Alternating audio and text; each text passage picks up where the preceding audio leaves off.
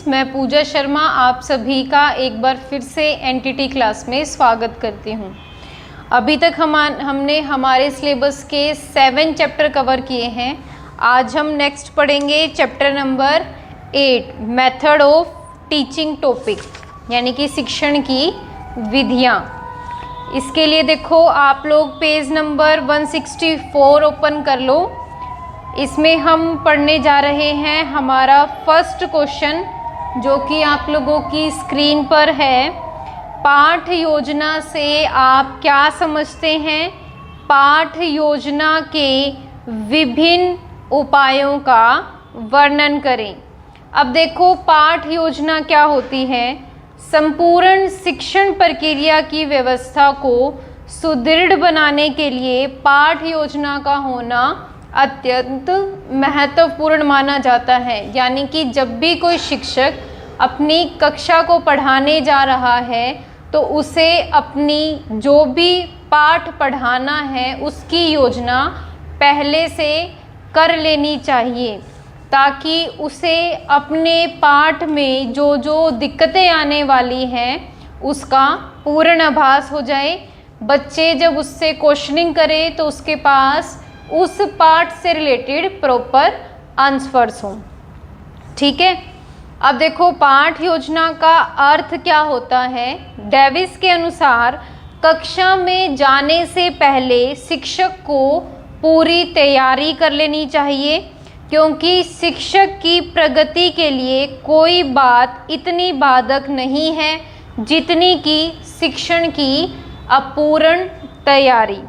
अब इसके अलग अलग उपागम पढ़ोगे, वेरियस अप्रोचेज आती हैं, जैसे कि सबसे पहले आता है हर्बर्ट का पंचपद्धतीय उपागम। सेकंड यूनिट आती है मैरिसन। थर्ड हम पढ़ेंगे ब्लूम या मूल्यांकन। फोर्थ आता है RCEM अप्रोच। अब देखो सबसे पहले आता है हर्बर्ट का पंचपदीय उपागम। ठीक है, 5 स्टेप अप्रोच। जर्मनी का प्रसिद्ध दार्शनिक एवं शिक्षा शास्त्री हर्बर्ट ने शिक्षण की पाठ योजना को 5 पदों में बांटा है। इन्हीं 5 पदों का आधार बनाकर ही पाठ योजना का निर्माण किया जाता है। अब ये 5 योजनाएं कौन कौन सी हैं? सबसे पहले आता है उद्देश्य कथन। सेकंड हम पढ़ेंगे प्रस्तुतिकरण। थर्ड आता है स्पष्टीकरण। फोर्थ हम इसमें पढ़ेंगे सामान्यीकरण। और फिफ्थ आता है प्रयोग। इसी के बारे में विस्तार से बताया गया है कि इन विधियों का प्रयोग करके पाठ योजना कैसे बनाई जा सकती है। अब हम पढ़ेंगे हर्बर्ट यूनिट के क्या क्या गुण थे। तो सबसे पहले आता है इसमें, इस यूनिट में शिक्षक की सक्रियता अधिक होती है।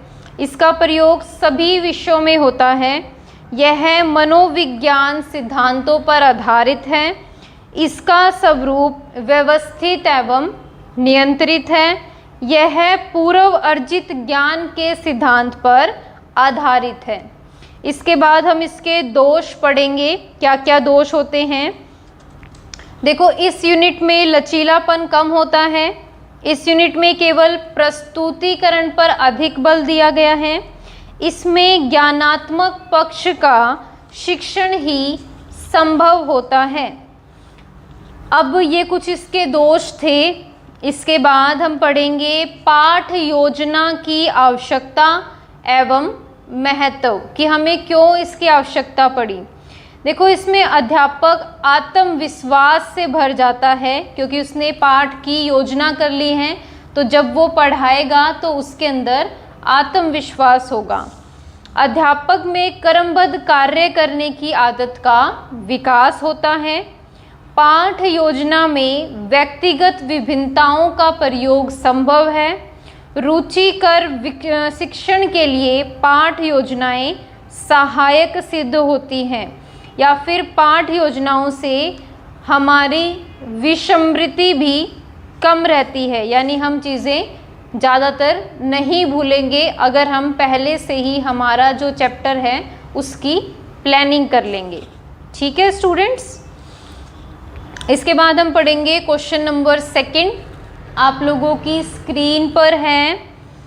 हिंदी भाषा शिक्षण के सामान्य उद्देश्यों का विवरण दें। State the general objective of teaching Hindi language, कि हिंदी लैंग्वेज, हिंदी भाषा को पढ़ाने के क्या मुख्य उद्देश्य होने चाहिए। देखो, राष्ट्र के पुनर्निर्माण के कार्य में भाषा की शिक्षा का विशेष महत्व है। यदि छात्र का अधिकार भाषा पर नहीं होता तो वह ज्ञान के अन्य क्षेत्रों में भी प्रगति नहीं कर पाता। हमें पता है कि भारतीय गणराज्य के 7 राज्यों में भाषा हमारी जो छात्रों की है उसमें मातृभाषा हिंदी है और वह अन्य राज्यों में इसका स्थान राष्ट्रगान और राष्ट्रभाषा के रूप में द्वितीय भाषा का होता है। अब उद्देश्य का विश्लेषण कैसे किया जा सकता है, इसमें हम मुख्य 5 वर्ग पढ़ेंगे। सबसे पहले आता है ज्ञानात्मक, सेकंड हम पढ़ेंगे कौशलात्मक, थर्ड आता है रसात्मक, फोर्थ आता है सृजनात्मक और फिफ्थ हम इसमें पढ़ेंगे अभिवृद्ध्यात्मक। तो ये कुछ इसके अलग अलग प्रकार हैं जिसमें आपको कुछ पॉइंट्स मिलेंगे। ये पॉइंट्स आप बहुत आसानी से सेल्फ बेस पे पढ़ सकते हो, बहुत इजी हैं, इजीली समझ आ जाएंगे। ठीक है स्टूडेंट्स। नेक्स्ट हम देखेंगे क्वेश्चन नंबर 3 आप लोगों की स्क्रीन पर है। हिंदी भाषा शिक्षण की विधियों का विवरण कीजिए। अभी तक हमने क्या है उसके उद्देश्य पढ़े थे, अब हम पढ़ेंगे method of teaching Hindi language, कि कौन कौन से मेथड हैं जिनको यूज़ किया जाना चाहिए हिंदी टॉपिक या हिंदी लैंग्वेज को पढ़ाने के लिए। तो सबसे पहले आता है डायरेक्ट मेथड, यानी कि इसमें नवीन भाषा को उसी ढंग से सिखाया जाता है जिस विधि से बालक अपनी मातृभाषा को सीखता है। सेकंड हम इसमें पढ़ेंगे वार्तालाप के लेखन का आरंभ, यानी कि जब बालक वार्तालाप में सफलता प्राप्त कर लेता है तो उसे भाषा की लीवी का भी ज्ञान कराया जाता है। थर्ड हम पढ़ेंगे वार्तालाप की प्रधानता। इसके बाद आता है व्याकरण शिक्षा की आगमन प्रणाली। ठीक है, तो ये कुछ मेथड हैं जो हम इस्तेमाल करके हिंदी भाषा को पढ़ा सकते हैं। सेकंड आता है इनडायरेक्ट मेथड। इसमें क्या है कि प्रत्येक वाक्य का शब्द मातृभाषा में अनुवादित करके पढ़ाया जाता है। सेकंड हम पढ़ेंगे पाठ पुस्तकों की रचना व्याकरण के आधार पर की जाती है और महत्वपूर्ण व्याकरण का अनुवाद कर लिया जाता है। ठीक है, कुछ हम मुहावरे भी इसी प्रकार से पढ़ सकते हैं। फोर्थ आता है स्ट्रक्चर मेथड। इसमें छात्रों को भाषा सीखने के लिए प्रेरित किया जाता है, अन्य भाषा का भी प्रयोग किया जा सकता है, वाक्यों की संरचनाओं पर विशेष बल दिया जाता है। फोर्थ हम पढ़ेंगे वेस्ट की विधि या नवीन पद्धति। इसमें आता है भाषा शिक्षण में वाचन की प्रधानता। सेकंड हम पढ़ेंगे विभिन्न पद्धतियाँ। थर्ड आता है मातृभाषा का महत्व। तो ये कुछ अलग अलग पद्धतियाँ हैं, अलग अलग मेथड हैं जिनको इस्तेमाल करके हिंदी लैंग्वेज टीच की जा सकती है।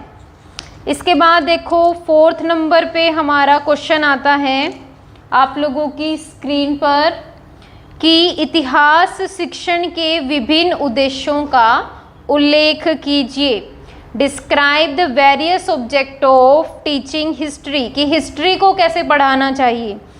इसके भी मुख्य उद्देश्य हैं जैसे कि भूतकाल के आधार पर वर्तमान का स्पष्टीकरण करना। सेकंड हम पढ़ेंगे मानवीय विकास का सुसंबद्ध ज्ञान प्रदान करना। थर्ड आता है कर्तव्यनिष्ठ नागरिकों के निर्माण में सहायता करना। फोर्थ हम पढ़ेंगे वर्तमान के मूल्यांकन व भविष्य के आलंकन हेतु विस्तार से समझाना। अलग अलग पॉइंट्स हैं जिसको पढ़कर आप क्या है हिस्ट्री पढ़ाने के मुख्य उद्देश्य समझ सकते हैं। इस पूरे चैप्टर में सिर्फ आपको अलग अलग तरह के सब्जेक्ट को कैसे और किन पद्धतियों से पढ़ाना चाहिए खाली वही याद रखना है। ठीक है स्टूडेंट्स। नेक्स्ट आता है क्वेश्चन नंबर 5, आप लोगों की स्क्रीन पर है। पाठ योजना की आवश्यकता और महत्व की विवेचना कीजिए। Describe the need and importance of lesson planning. जैसे कि इसमें अध्यापक का आत्मविश्वास बढ़ता है, अध्यापक में क्रमबद्ध कार्य करने की आदत का विकास होता है, कौशलों का विकास होता है। तो ये अलग अलग कुछ पॉइंट्स हैं जिसको पढ़कर आपको आसानी से चीज़ें समझ आ जाएंगी कि क्यों आवश्यकता पड़ी पाठ योजना की। इसके बाद देखो हम पढ़ेंगे क्वेश्चन नंबर 6, आप लोगों की स्क्रीन पर है। भूगोल शिक्षा के विभिन्न उद्देश्यों का उल्लेख कीजिए। Explain the various object of teaching geography. अब देखो ज्योग्राफी पढ़ाने के भी अलग अलग तरीके हैं। जैसे कि इसका मुख्य उद्देश्य है भौगोलिक नियंत्रण का अर्थ स्पष्ट करना, मानसिक अनुशासन का पालन करना।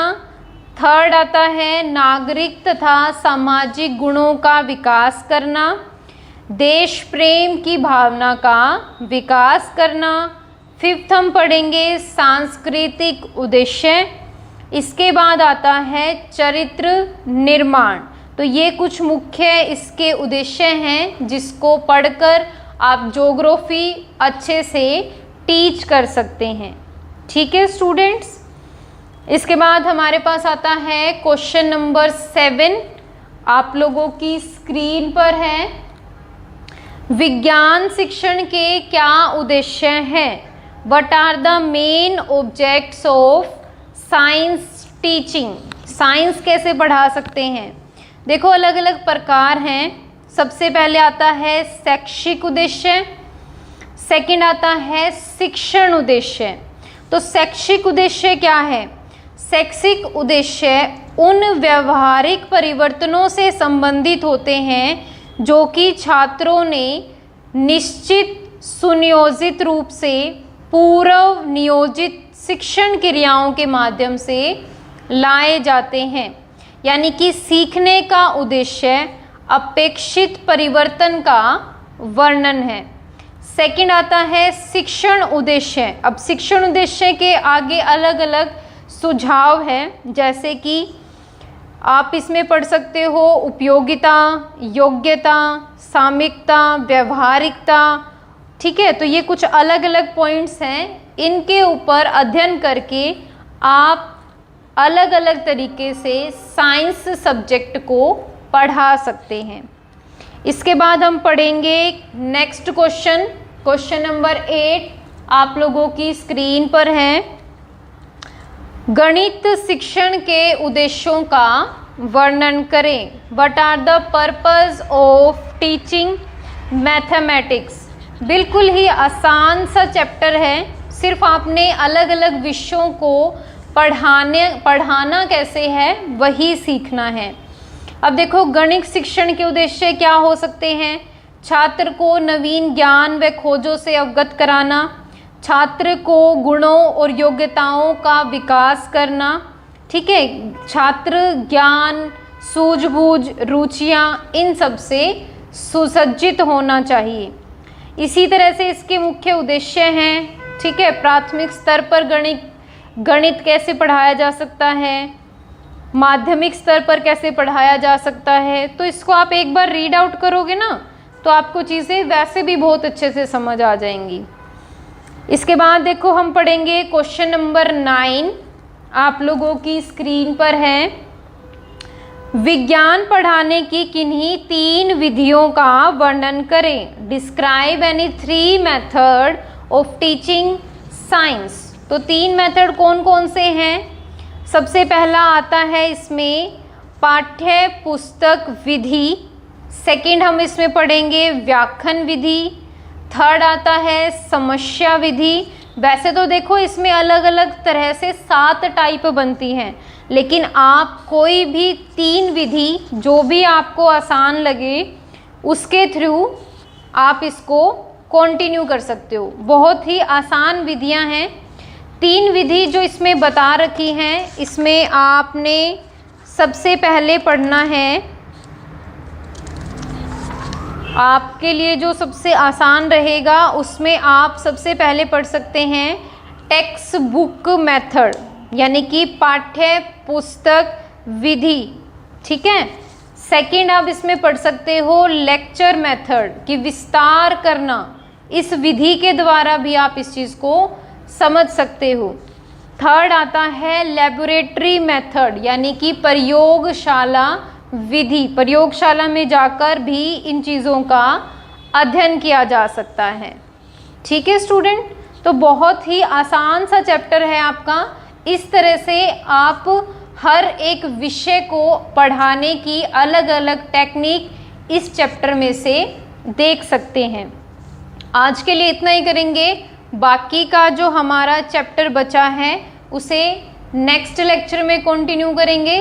तब तक के लिए आप चैनल को लाइक करें और अपनी स्टडीज़ को कंटिन्यूअसली रखें।